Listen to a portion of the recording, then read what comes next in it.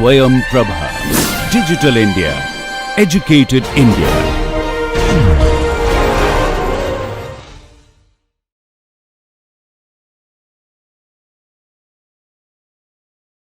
Last class we have seen about hydrograph, unit hydrograph, derivation of unit hydrograph, conversion of 1 t-hour unit hydrograph into different d hours unit hydrograph, where m is integer and as well as m is fraction, and also studied about synthetic unit hydrograph.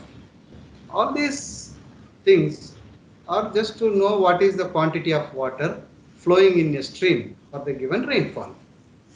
In case if the rainfall is more and the water level in the river crosses its banks, then we call that quantity as floods.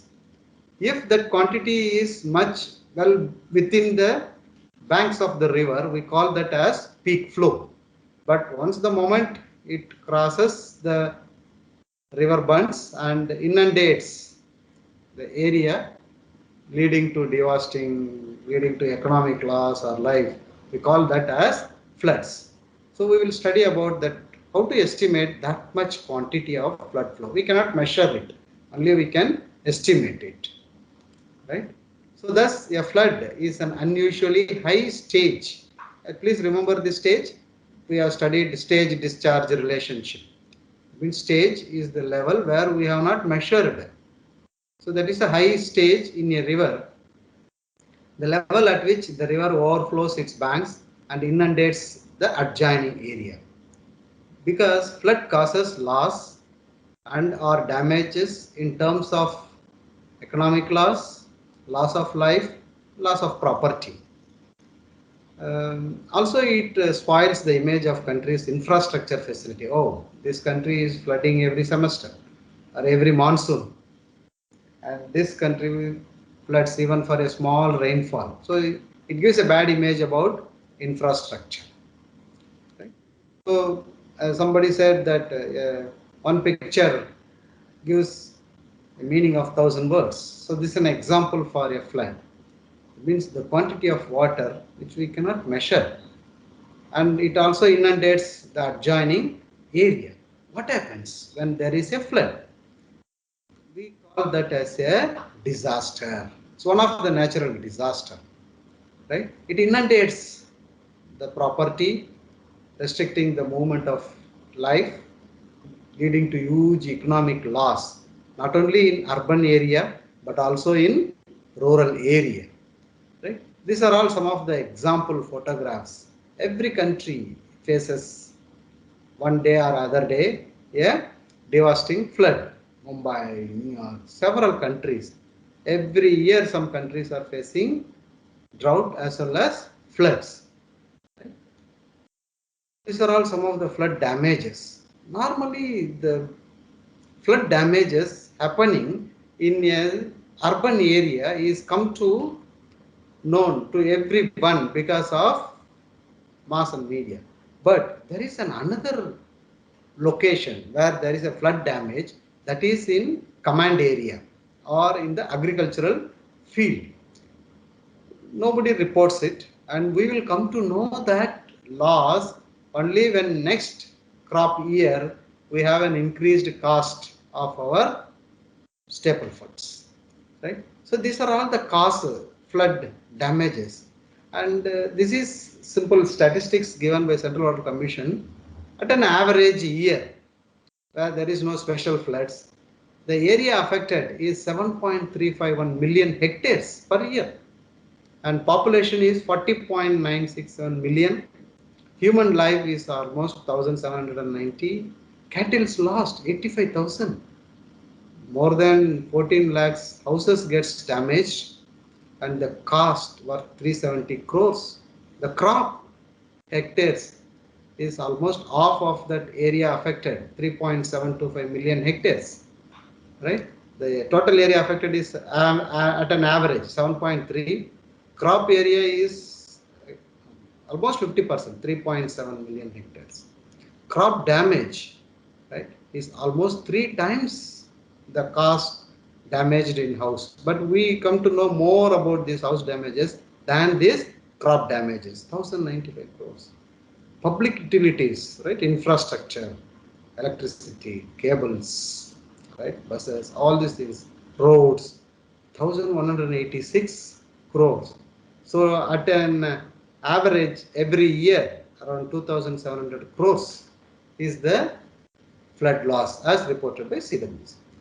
Why this damage is happening? Because whether we have properly estimated the expected peak flow and designed our infrastructure to that capacity. Because millions of rupees are spent on flood forecast, flood control and flood mitigation, especially in urban area, because more urban population. Rural area, it is agricultural lands. So thus, estimation of flood peak is the most important parameter considered in the design of infrastructure, especially related to water resource facilities. Right? What is this peak flow? Peak flow is nothing but it's the flood magnitude or discharge as well as time to peak in our hydrographs. Normally, it also tagged with the frequency, that is return periods, like 1 in 100 years return period, 1 in 50 years return period. Whether my constructed infrastructure can take the flood of 1 in 50 years or 1 in 100 years. That depends upon the importance of the structure. There are several methods available to estimate the flood. Out of all, as usual in hydrological phenomena, the first method is empirical method, right? A dimensionally non-homogeneous equation. The second method is rational method. The third is unit hydrograph techniques, and fourth is flood frequency studies. Since there are several methods, I'm listing only four. There are several methods, but which method we have to select to estimate the flood in my area, so that I can construct a infrastructure like a culvert or a road bridge or a dam or a weir or a barrage. So the flood estimation method selection depends upon my desired objective. For what purpose I am estimating. Second one is the available data, whether a longer length of available discharge or observed discharge is available for longer length, whether the peak flows have happened continuously for several years, right?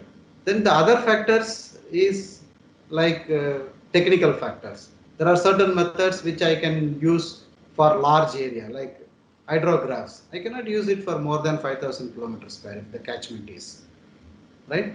So it is not just a single thumb rule which guides the selection of flood estimation method. Several points as listed.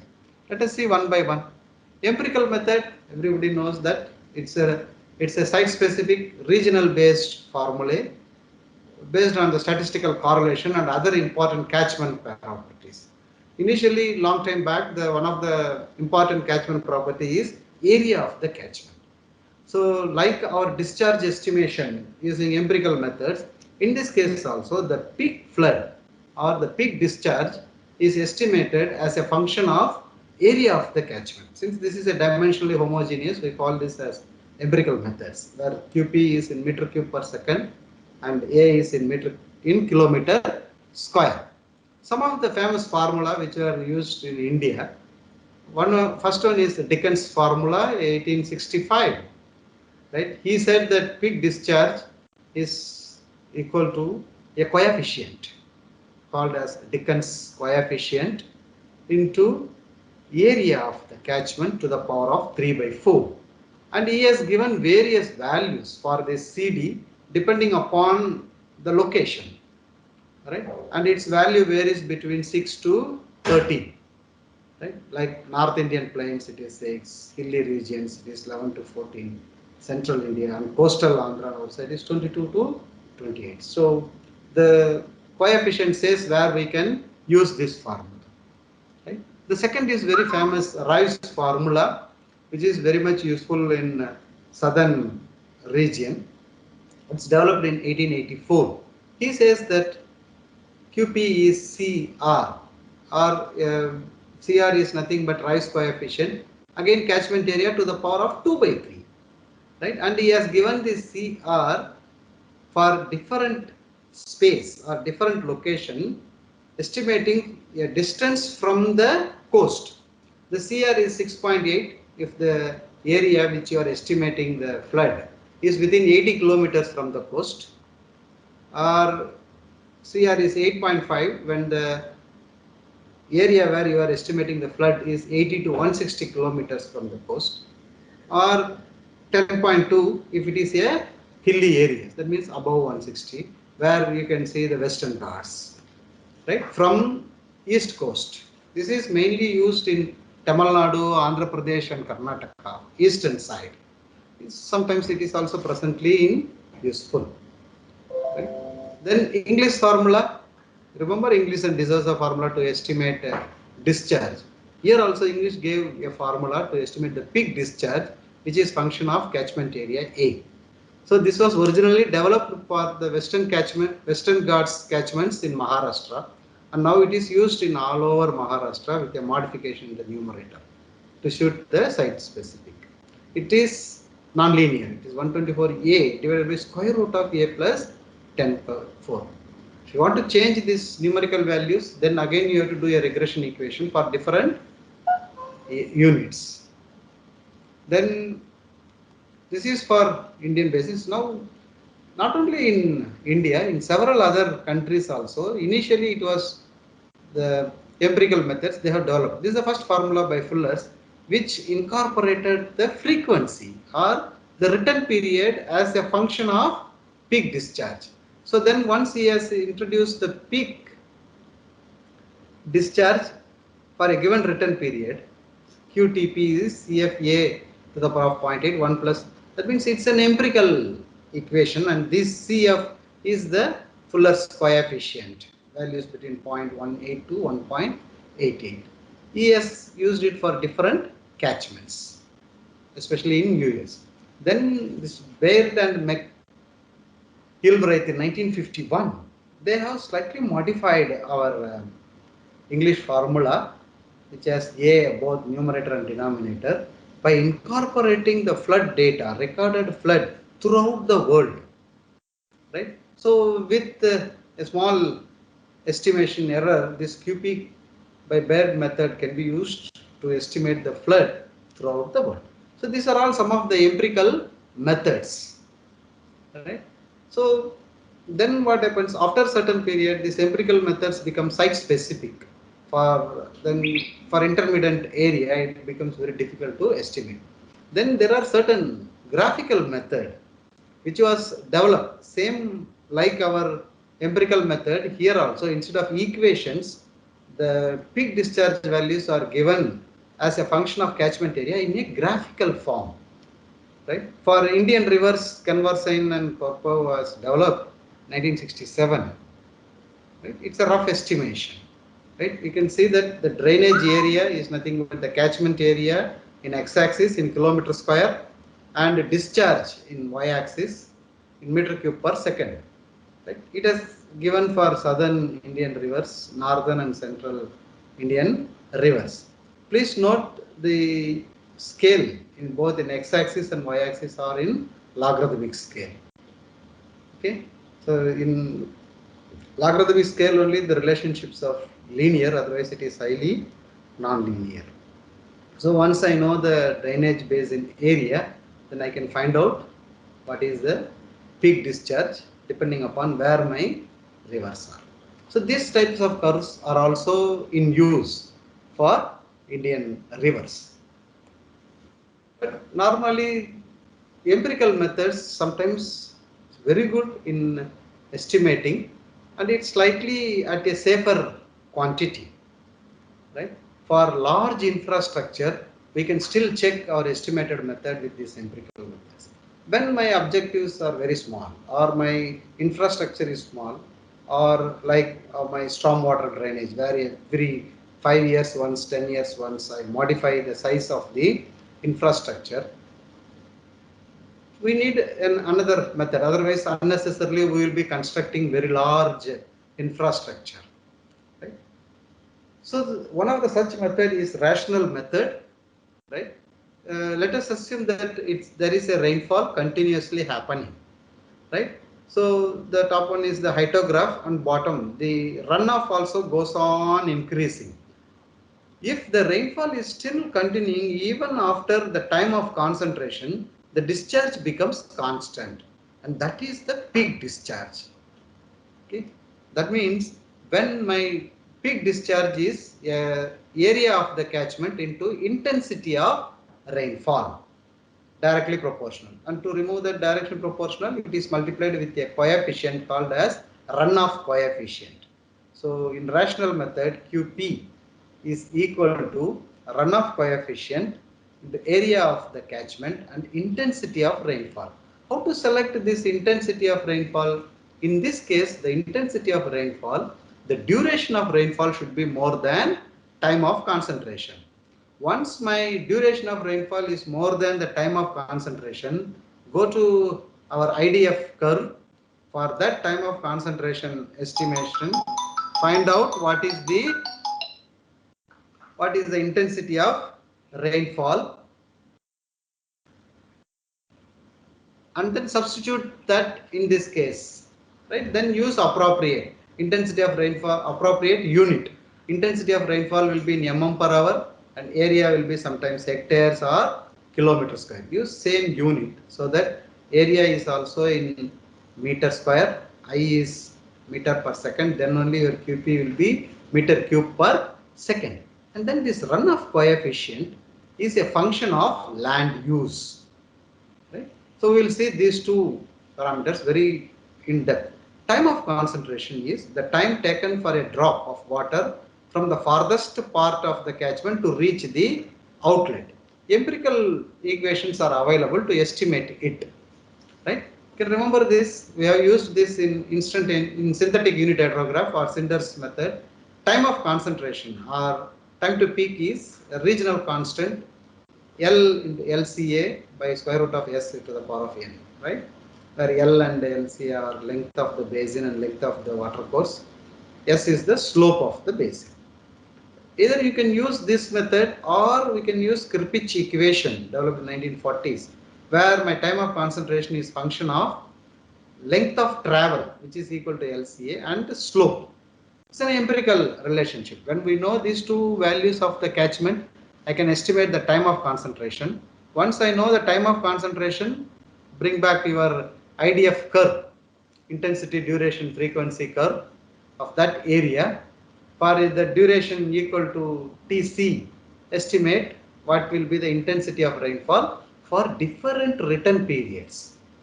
Right? For the same duration, you will have different curves. So if you want for 25 years, go to the 25 years return period curve and pick up the intensity of rainfall.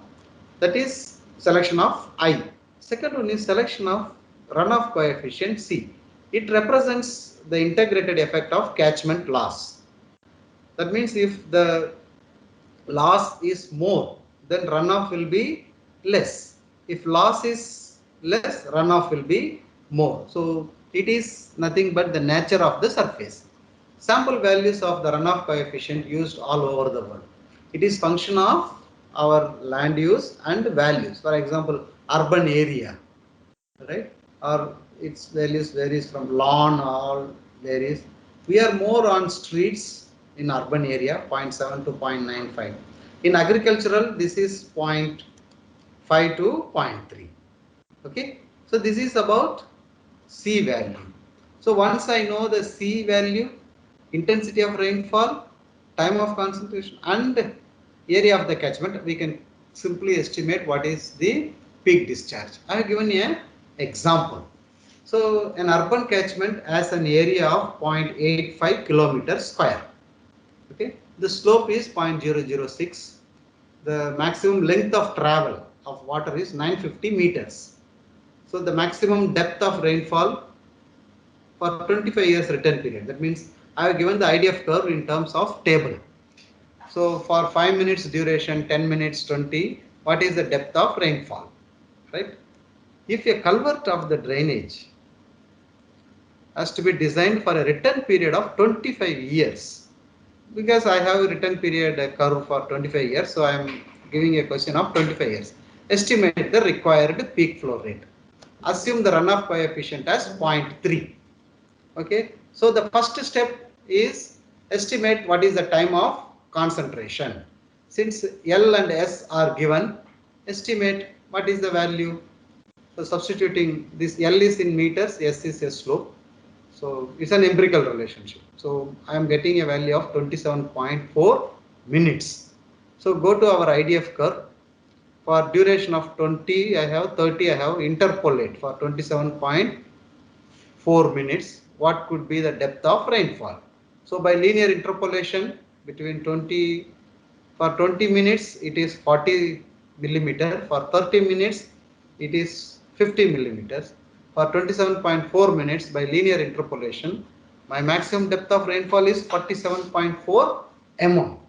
Now I need rainfall intensity. Intensity is depth per time of concentration. What is the depth? 47.4 mm. Time of concentration is 27.4 mm, which is equal to 1.73 mm per minute or 103.8 mm per hour. Now I know the rainfall intensity, multiply it with the runoff coefficient 0.3 into 103.8. This is mm per hour. I am converting this into meter per second. Then 0.85 kilometer square, convert that also into meter square into 10 power 6. So my maximum runoff for this small area is 7.35 meter cube per second for a return period of 25 years. Okay, this is how we estimate the hydrologic discharge for a given return period. Then if you want to design the channel, take this as the design discharge for your channel. Estimate what should be the expected width, depth and slope so that it is safely disposed. That is empirical method. Unit hydrograph method, I think we have seen much about this unit hydrograph. If I know what is the rainfall excess, then I can find out what is the peak discharge. If that rainfall excess is multiplied with the probable maximum precipitation, right? If my unit hydrograph values are multiplied with the probable maximum precipitation, that is the highest runoff, and I call that as the flood hydrograph. But if my rainfall is known for a given return period, then we can assume that discharge as that type of return periods. But when I measured this discharge, if I have measured for let us say 30 years, then I can estimate the flood magnitude using empirical methods only for a return period of 30 years. Suppose if I want to design an hydraulic structure for a flood discharge of 100 years return period, then my empirical methods may not be useful. Then I have to measure the discharge for 100 years. Then what happens in such places, this flood frequency analysis, flood frequency studies are very useful. Especially it is like extrapolation of our rainfall, right? Using Webull's method, Czechoslovakia method, all these things. But here we are fitting the observed flood values to a probability function. Okay. So the magnitude of the peak flood discharge is a necessary input for design of hydraulic structures. So the annual data of maximum flood. How to find out this maximum flood? Now every year, if I have estimated daily discharge in a particular year of 365 days, only one value is the maximum value. Like that, you pick up the maximum value in each year of the observed discharge. Suppose if I have 50 years of observed discharge, then every year I pick up the maximum value. Then I will have 50 values, right? Year and flood discharge, year and flood discharge. That is called as annual data of maximum flood. Now you estimate the probability of exceedance using Webull's method. That means same method, put it in a descending order, give the rank, then rank divided by n plus 1 will give you the probability of exceedance, and inverse of that will give you the return periods. Okay. So that's the flood frequency using empirical methods. Sometimes we can fit for a distribution. A good example is binomial distribution, which we have fit for our rainfall. Then main objective of hydrologic frequency analysis is, after fitting a particular distribution, you have to estimate the flood magnitude. Xt is the flood magnitude for a return period of t. X bar is the mean of the flood discharge, not the daily discharge, the flood discharge, daily annual maximum value. And sigma z is nothing but standard deviation of that maximum flood, and k is called frequency factor, which depends upon the return periods. This is the basic linear equation employed to estimate the flood frequency in all flood magnitude in all the flood frequency analysis, right? So there are several distributions available, but commonly used frequency distributions are Gumbel's extreme value distribution, log Pearson type 3 distribution, and log normal distribution. Let us see one. It's Gumbel's extreme value method, 1941. See, Gumbel's method is very widely used and very good. This method is most widely used probability distribution function for extreme value. It depends upon the extreme value distribution. What is Gumbel said is, Gumbel defined flood as the largest of every 365 days. That means he picks up one value in a year, and that series is called as flood series. So estimate the value of average and standard deviation. Since it is using only two moments of the statistics, average and a standard deviation, right? Xt is x bar plus k sigma z. So this above equation, this frequency factor k gives you the solution of Gumbel's distribution. This is the Gumbel's extreme value distribution. It shows that n largest values of subsamples, right, follow the extreme value. Type 1 distribution is you have average and standard deviation. So he says that the probability density function is alpha e. Suppose if I put alpha into x minus beta as y, then my probability density function is alpha into e power minus y minus e power minus y, where y varies between minus infinity to plus infinity. Similarly, the cumulative distribution function f of x is e to the power of minus e minus to the power of minus y. Now we need to find out the solution for this equation, where alpha is nothing but function of variance, beta is function of mode, that means x minus beta, right? And substituting the values of this value, we will get the value for y, that's the solution, right? For x minus x bar is nothing but the deviation from the observed values of the average, then standard deviation, right? So Gumbel's cumulative distribution function is e to the power of minus e. The solution here for y is minus ln of f of y, where f of y is nothing but again my Gumbel's cumulative distribution function. Suppose in practice the probability of exceedance p is the cumulative exceedance of the probability, then my solution for a given probability or given return period is minus ln of 1 minus p. But what is p in terms of return period? P t is equal to 1 minus p. Substitute this here, then my solution yt is minus ln of t by t minus 1. So since t is equal to 1 by p, the value of y associated with return period t is yt is equal to minus ln t by t minus 1. But this may not be sufficient to estimate for us. We need it in terms of numbers, right? For example, Gumbel's extreme value distribution looks like this. That means the mean, median, mode, right? It's slightly skewed towards the left. And Gumbel's equation says that in general yt, and on rearranging xt for a given return period is x bar plus k. So all other yt, sigma, xt comes with the coefficients, right? And on the other hand, it can also be written as This is for population. For large sample size, Kt is Yt minus 0.577. Suppose if the sample is very small, right?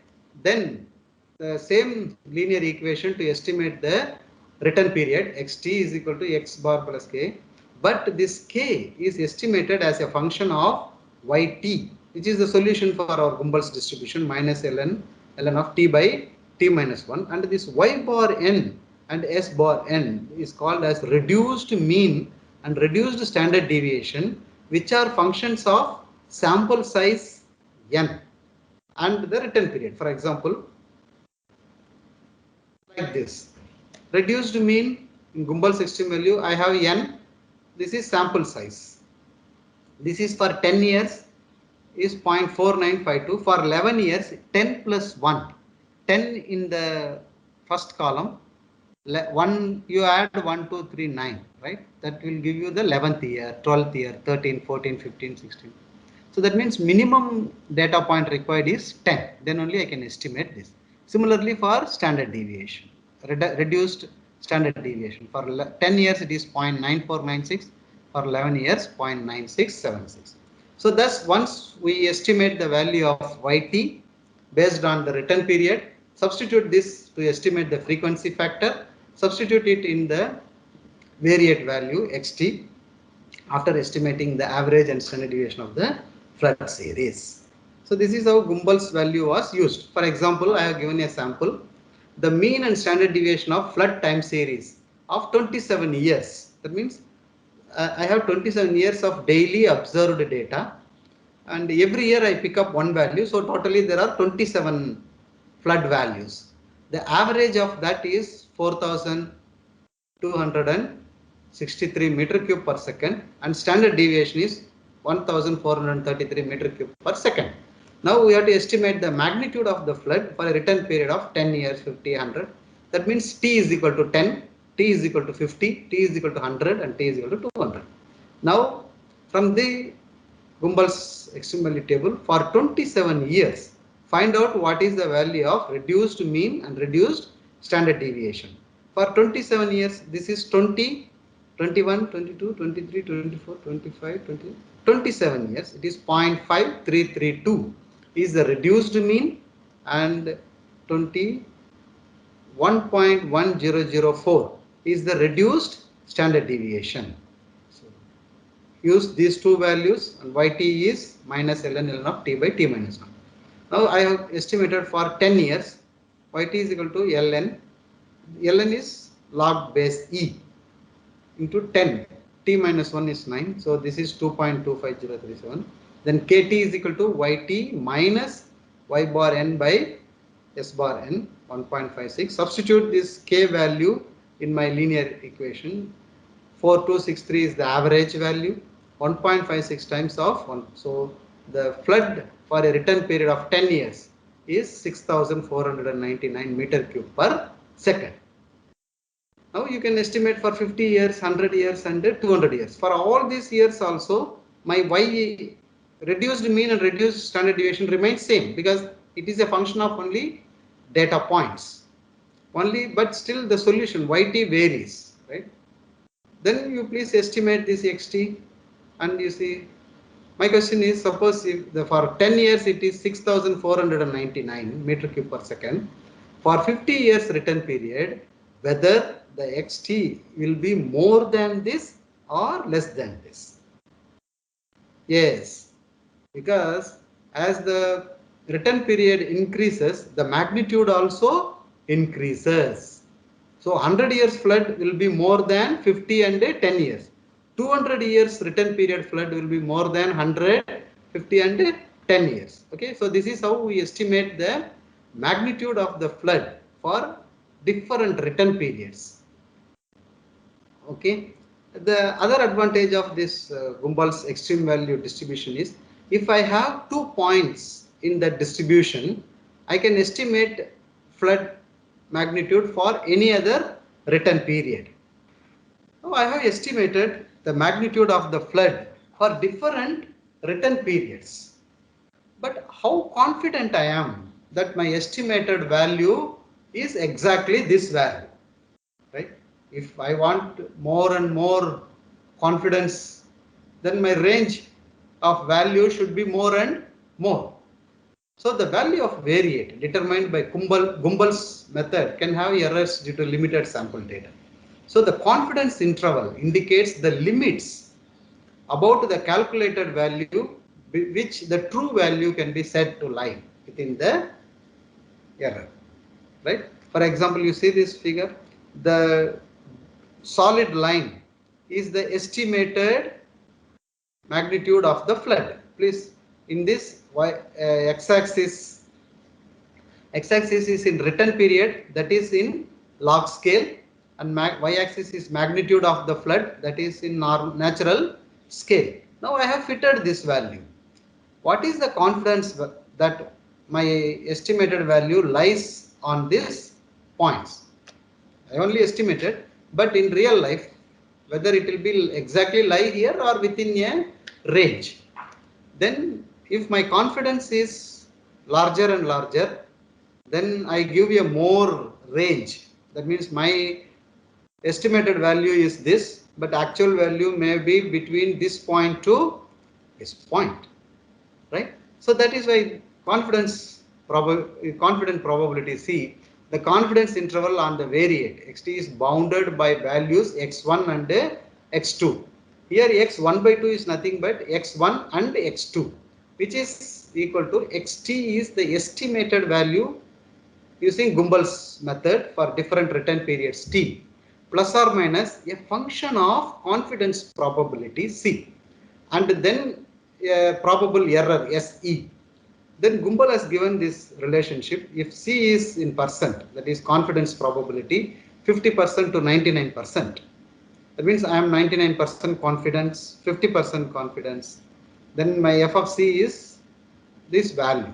As my confidence limit is increased, then my range is larger. That means I have constructed a large facility, so it can accommodate any flood. So my confidence limit will be larger.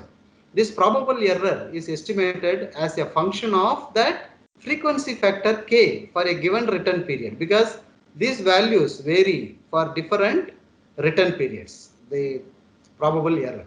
So sigma n minus 1 is standard deviation, n is number of data points which we have used to estimate.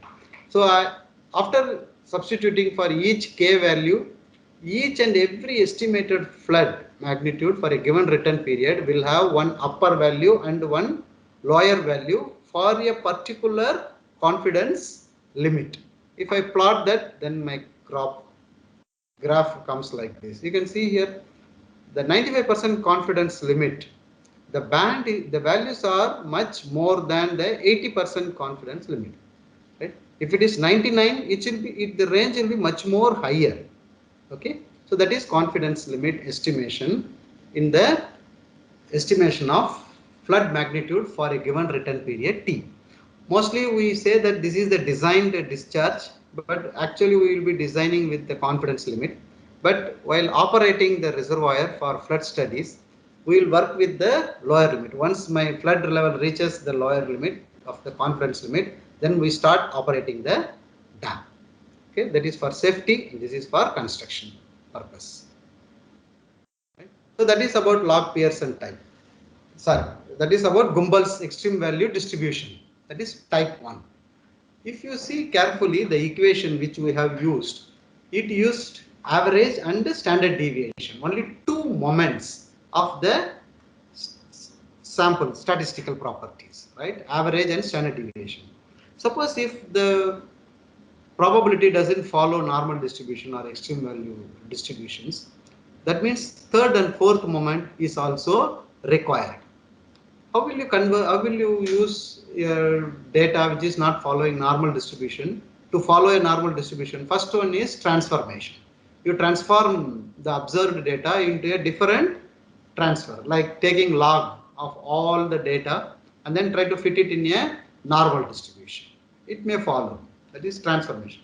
Like that, log Pearson type 3 distribution gave or used the third moment of the statistics to estimate the flood discharge. But for this, what he did, first each and every observed flood data is transformed into a logarithmic series. That means take value of if x1 to x27 or x30 is the observed peak flow in each year, take log of each value. Then take the average and standard deviation of that log series. Then for that log series, estimate what is the coefficient of skewness. That is the third moment. It may be positive or it may be negative. Once we know the value of CS, then for any return period, whatever the return period, that's why they say that the frequency factor is function of return period and coefficient of skewness. Log Pearson has given a table which shows the skewness coefficient varies between +3 to -3 for normal distribution. And then the return period varies from 2 years to 1000 years. If you want in between, we have to interpolate linearly between the skewness and the return period. So log Pearson type 3 uses the skewness values, that is the third moment, to estimate the flood. Then after estimating kz, you will get a value of zt. Take anti-log of that zt, that will give you the flood magnitude by log Pearson type 3 distribution. Okay. So I have given a sample. Estimate the flood with 50, 100, 200, 500 and 1000 years return periods using both Gumbal's value, extreme value distribution as well as log Pearson type 3 distribution. And then compare the values, and also for confidence limit of 80 to 99% to Gumbal's method. So now I have this frequency studies. I am able to estimate the magnitude of the flood for different return periods. But I have certain limitations of these frequency studies. The first limitation is the length of the data which I have used. For example, even if I have 100 years of observed discharge, I have only 100 data points. Right? I have daily discharge of 100 years, that then my flood series will have only 100 points.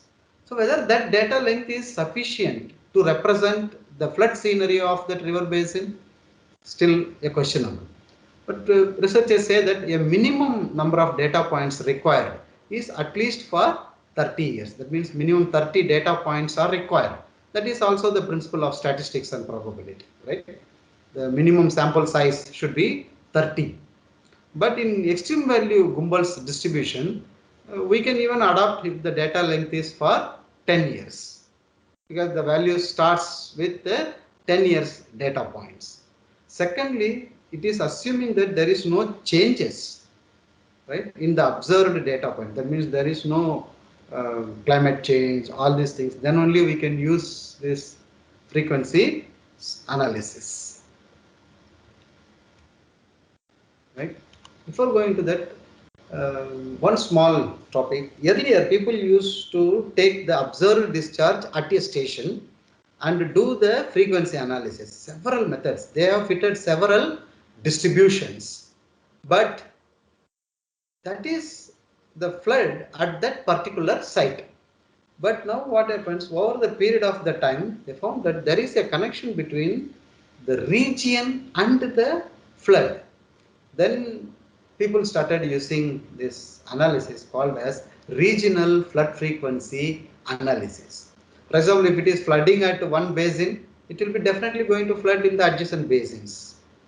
How much is that region uniform, or how much is the homogeneous region? All the homogeneous regions will have same magnitude of the flood quantile. The equations for estimation of the flood may be different, but the return period of the floods remains same.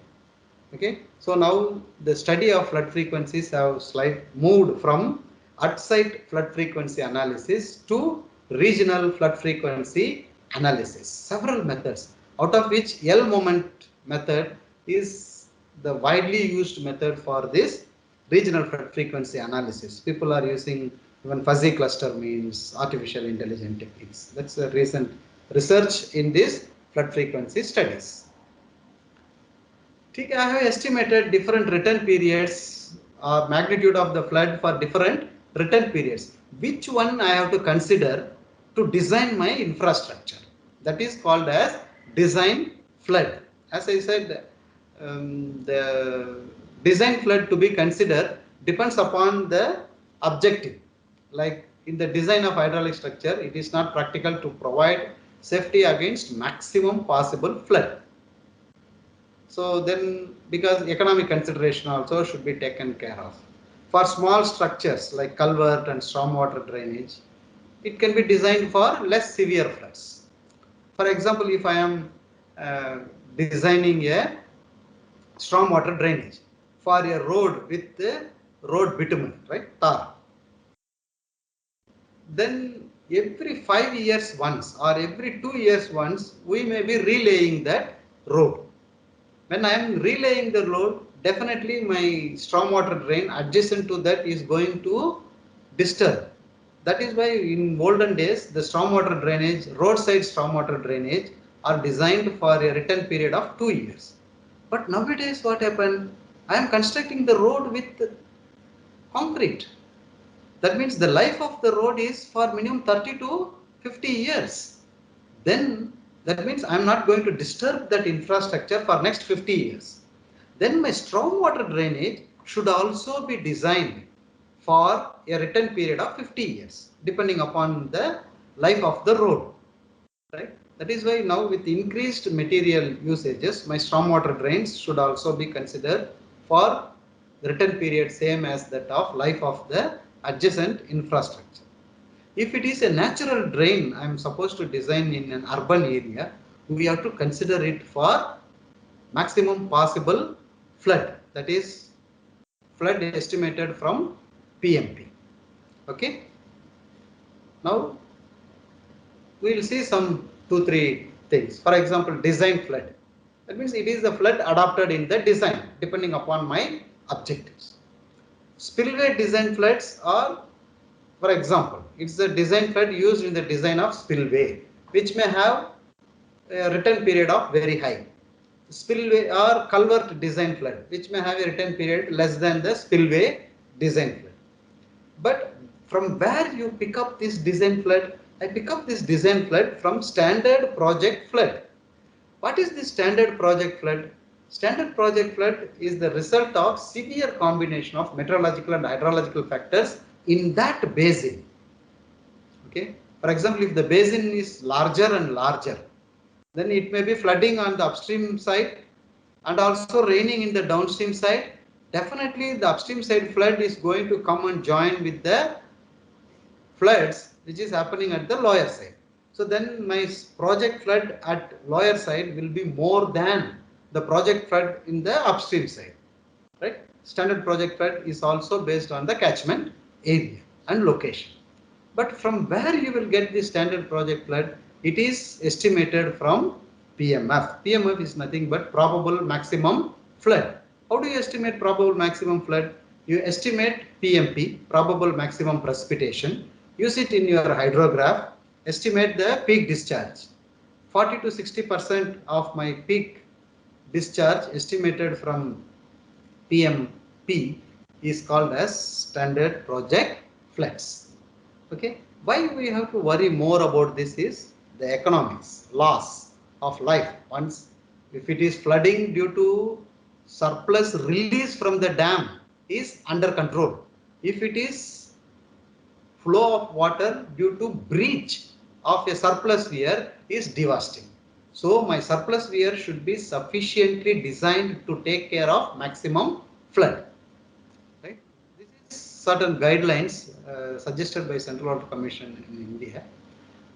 It depends upon the type of structure recommended design. If it is spillway of major and medium dams, right, then we have to consider a PMF determined by the unit hydrograph or frequency with 1,000 years. If it is minor dams, weirs and barrages, standard project flood determined by unit hydrograph or flood with a 100 years return period. If it is a pickup years, 100 years to 50 years. Aqueducts, 50 years. Culverts, 25 years. Roadside stormwater drainage, nowadays that also for 25 to 50 years. Okay, so this is certain guidelines. Why we are more worried? Because unlike my normal discharge, where flow is within the bund, there is a risk in estimating this flood. What is the risk? It's the probability of occurrence of an event at least once over the period of n successive years I have considered, right? So R bar is nothing but the risk 1 minus probability of non-occurrence. What is probability of non-occurrence? It is 1 minus p to the power of n. So my risk is nothing but 1 minus p to the power of n, where p is 1 by t. Then what is reliability? How good I can rely upon this estimated value? It is the remaining of the risk, 1 minus r. That is nothing but 1 minus p to the power of n. But please note, the risk and reliability are governed by the economics and policy.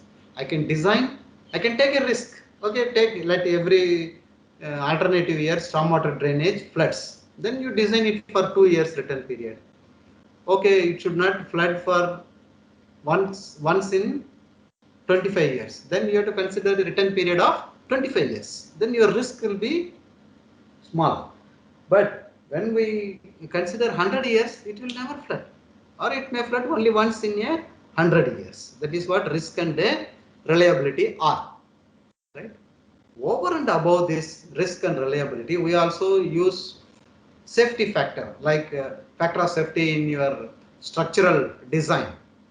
Right? You multiply with estimated stress strains with 2 times, 3 times, right? That is called factor of safety.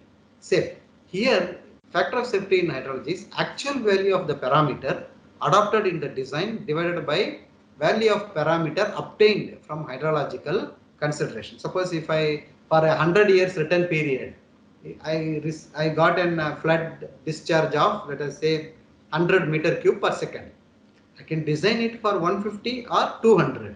Then my factor of safety is 1.5 to 2.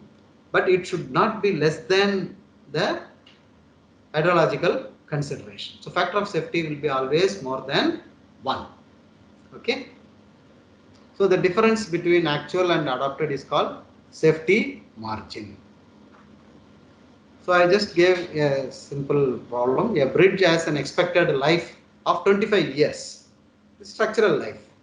That means my return period, life of my structure is 25 years and is designed for a flood magnitude of return period 100 years. So my return period T is 100 years. Then what is the risk? Risk is 1 minus P to the power of N. What is probability here? 1 by 100.